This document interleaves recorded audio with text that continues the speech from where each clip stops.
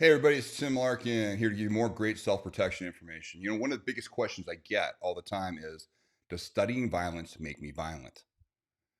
What I want to do is I'm going to share with you a clip from a recent podcast I did with somebody named Tyler Hixon from Strangers Are Worth Meeting podcast. Really cool guy.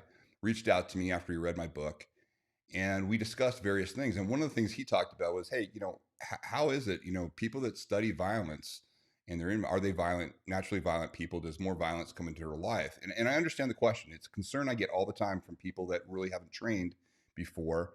And they're taking kind of like the karma approach to things, meaning if I think about it and bring about it, it's going to come into my life.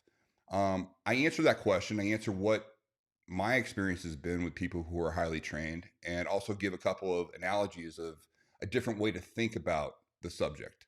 So I'll find it helpful. This will especially be great for anybody in your life that is concerned that looking at violence and looking at how to deal with violence will somehow bring it in their life. So let's go ahead and bring this in. I'm not going to be talking on this. I am just going to go ahead and play it for you.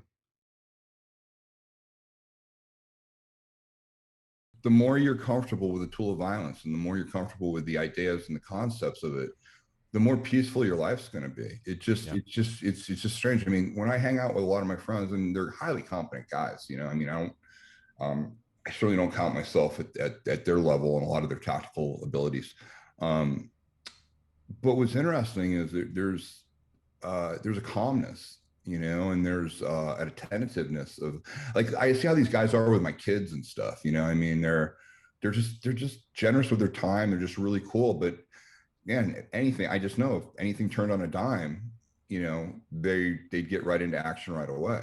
And Right. it's just this weird thing that um, people are afraid. They'll say things like, "Well, if I study violent, I'll become violent. Violence, I'll become violent." No, that's not true at all. I tell people all the time, um, most of us, most counties require that you have a fire extinguisher in your kitchen area. And so I ask people all the time, hey, do you guys have to have a fire extinguisher? Oh, yeah. You know where your fire extinguisher is? Yeah. You know how to operate your fire extinguisher? Yeah, I do. Oh, so you want to bring fire into your life? I mean, that's not it at all. What you've done Exactly. is you say, hey, listen, there's a potentiality that there could be a fire in this area just with the equipment that I have in here. But now I've taken steps. I know exactly where this unit is. I know how to use it. I know how to deploy it correctly. And until I have to deal with that, I'm not going to think about it again. And that's kind of how it is with violence. We used to say it's analogous to swimming, meaning I don't need everybody to be Michael Phelps. But what I want to do is I want you to be able to walk by a body of water and not worry if you fall in. And you're not going Yeah. to be one of these people like if you know how to swim and you're walking by a pool, you don't scenario plan it to say, okay, well, if I fall in on this side, I'm going to start out with a side stroke and then I'm going to go into the back stroke and you just go, hey, I'm going to swim. Right. If I go in the water, I know how to swim and I'm fine. At that point, same thing with violence. I want people to have that level to understand, like, until I need the tool, yeah, I'm not going to even think about it or use it. But if I need to use the tool, I've got really good information and I know exactly what I have to do, Right. and you can't give people a greater gift than that. Okay, so when you look at that and you hear that, it sounds ridiculous all of a sudden. When you compare it to whether or not you're going to be uh, studying violence and it's going to come into your life, and then you compare it to, like, swimming, or you compare it to something like having a fire extinguisher in your kitchen.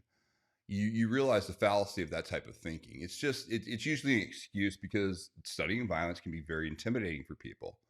And make sure that you have an instructor that doesn't make it intimidating for you. That actually, this is how you learn it.